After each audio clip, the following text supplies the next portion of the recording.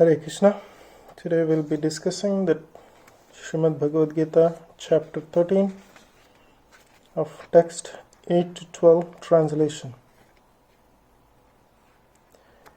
Humility, pridelessness, non-violence, tolerance, simplicity, approaching a bona fide spiritual master, cleanliness, steadiness and self-control. Renunciation of the objects of sense gratification, absence of false ego, the perception of the evil of birth, death, old age and disease, non-attachment to children, wife, home and the rest, and even-mindedness amid pleasant and unpleasant events, constant and unalloyed devotion to me, restoring to solitary places, detachment from the general mass of the people, accepting the importance of self-realization and a philosophical search for the absolute truth. All these I thus declare to be my knowledge, and what is contrary to this is ignorance.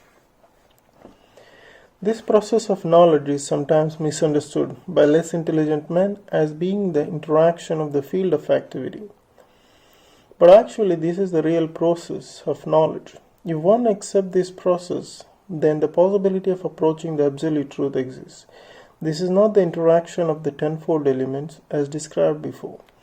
This is actually the means to get out of it. Of all the description of the process of knowledge, the most important point is described in the first line of the 10th verse. The process of knowledge terminates is unalloyed devotional service to the Lord. So if one does not approach or is not able to approach the transcendental service of the Lord, then the other 19 items are of no particular value. But if one takes to devotional service in full Krishna consciousness, the other 19 items automatically develop within him. The principles of accepting a spiritual master as mentioned in the 7th verse is essential. Even for one who takes to devotional service, it is most important. Transcendental life begins when one accepts a bona fide spiritual master. The Supreme Personality of Godhead, Sri Krishna, clearly states here in this process of knowledge is the actual path. Anything speculated beyond this is nonsense.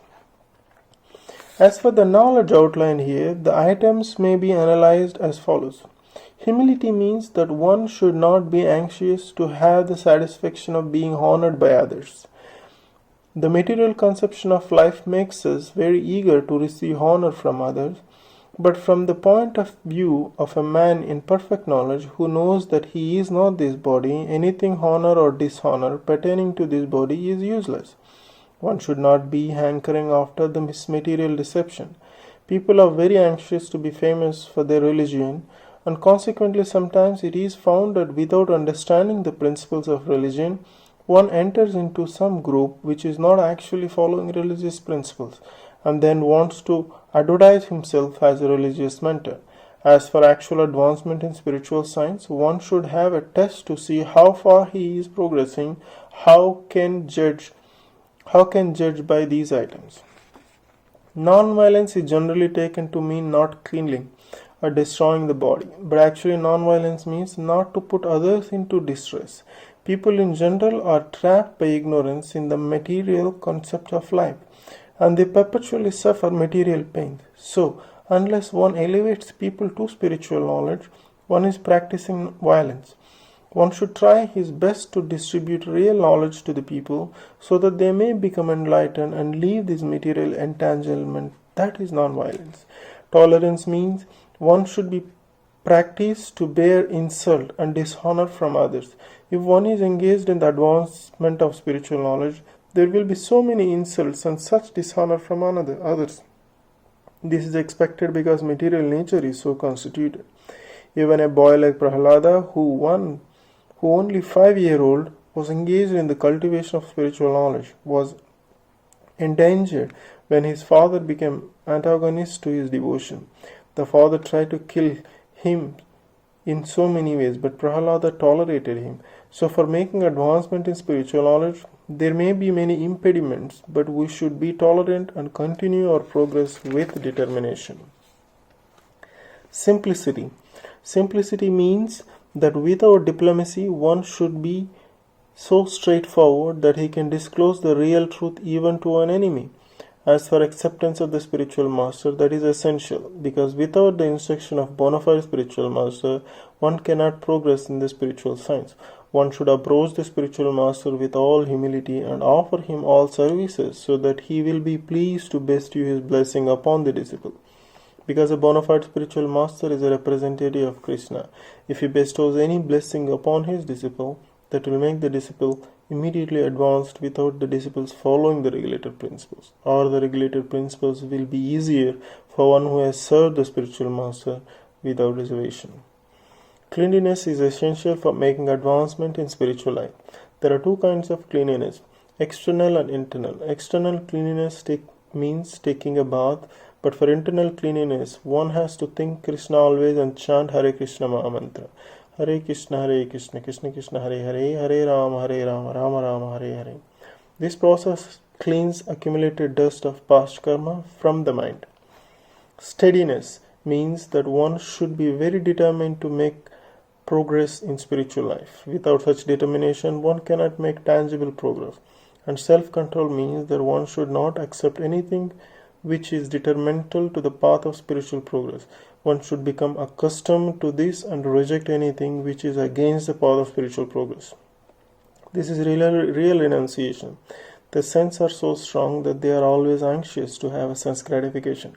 One should not cater to these demands which are not necessary. The senses should only be gratified to keep the body fit so that one can discharge his duty in advancing in spiritual life. The most important and uncontrollable sense is the tongue. If one can control the tongue, then there is very possibility of controlling the other senses. The function of the tongue is to taste and to vibrate. Therefore, by systematic regulation, the tongue should always be engaged in tasting the remnants of the foodstuff offered to Krishna and chanting Hare Krishna Mahamantra. As far as the eyes are concerned, they should not be allowed to see anything but the beautiful form of Krishna. That will control the eyes. Similarly, the ear should be engaged in hearing about Krishna and the nose is smelling the flowers offered to Krishna. This is the process of devotional service. And it is understood here that the Bhagavad-Gita is simply expounding the science of devotional service. Devotional service is the main and sole objective. Unintelligent commentators on the Gita try to divert the mind to be of the readers to other subject. But there is no other subject in Bhagavad-Gita but devotional service. False ego means accepting this body as oneself. When one understands that he is not his body and his spirit soul, that is real ego. Ego is there. False ego is condemned, but not real ego. In the Vedic literature it is said, Aham Brahmasmi, I am Brahman, I am spirit. This means I am the sense of self. Also exists in the liberated state of self-realization. This sense of I am is ego, but when the sense of I am is applied to this false body, it is false ego. When the sense of a self is applied to reality, that is a real ego. There are some philosophers who say we should give up our ego, but we cannot give up our ego because ego means identity. We ought, of course, to give up the false identification of this body. One should try to understand the distress of accepting birth, death, old age and disease. There are descriptions in various Vedic literatures of birth. In the Srimad Bhagavatam, the word of unborn, the child stay in the womb of the mother, its suffering, etc. are all well graphically described. It should be thoroughly understood that birth is distressful because we forgot how much distress we have suffered within the womb of a mother. We do not make any solution to the repetition of birth and death. Similarly, at the time of death, there are all kinds of sufferings and they are also mentioned in the authoritative scriptures. These should be discussed. And as far as the disease and old age are concerned, everyone gets practical experience. No one wants to be diseased and no one wants to become old. But there is no avoidance of this unless we have a pessimistic view of this material life. Considering the distress of birth, death, old age and disease, there is no impetus of our making advancement in spiritual life. As far as detachment from the children, wife and home, it is not meant that one should have no feeling for these. They are natural object of affection, but when they are not favorable to spiritual progress, then one should not be attached to them. The best process for making the home pleasant is Krishna Consciousness. If one is in full Krishna Consciousness, he can make his home very happy because this process of Krishna Consciousness is very easy. One need only chant Hare Krishna Mahamantra, Hare Krishna, Krishna Krishna, Hare Hare, Hare Rama, Rama Rama, Hare Hare. Accept the remnants of foodstuff offered to Krishna, have some discussion on the books like Bhagavad-Gita and Srimad Bhagavatam, and engage oneself in a deity worship. These four will make one happy. One should train the members of his family in this way. The family members can sit down morning and evening and chant together Hare Krishna Mahamantra, Hare Krishna, Krishna Krishna, Hare Hare, Hare Rama, Rama Rama, Hare Hare. If one can mold this family life in this way to develop Krishna consciousness, following these four principles, then there is no need to change from family life to renounced life. But if it is not congenial, not favorite for spiritual advancement, then family life should be abandoned. One must sacrifice everything to realize or serve Krishna. Just as Arjuna did. Arjuna did not want to kill his family members, but when he understood that these family members were impediments to his Krishna consciousness realization, he accepted the instruction of Krishna and fought and killed him. In all cases, one should be detached from the happiness and distress of family life, because in this world one can never be fully happy or fully miserable. Happiness and distress are concomitant factor of material life. One should learn to tolerate, as advised in Bhagavad-Gita. One can never restrict the coming and going of happiness and distress.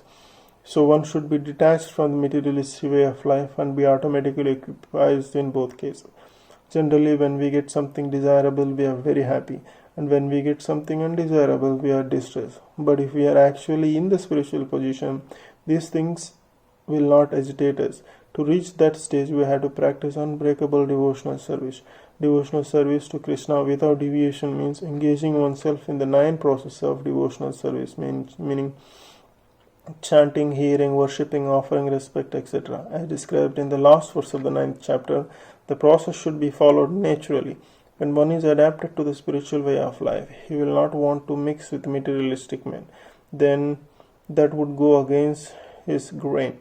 One may test himself by seeing how far he is inclined to live in a solitary place without unwanted association.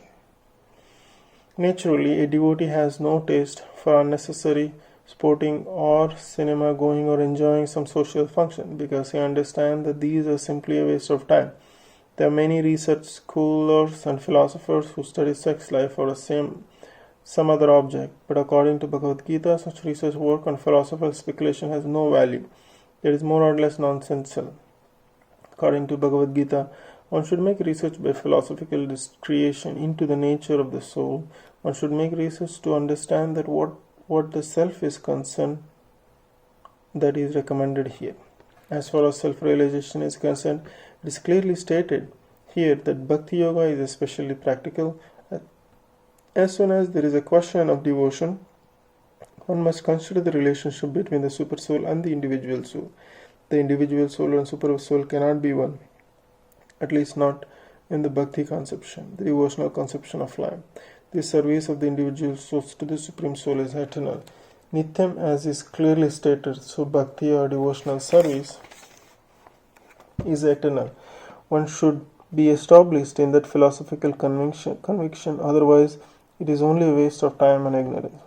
In Srimad Bhagavatam, this is explained, Vadanti tam tattva vidas tattam yaj jnanam advayam. Those who are actually knowers of the absolute truth know that the self is realized in 3 different phases as Brahman, Paramatma and Bhagavan. Bhagavan is the last word in the realization of the absolute truth.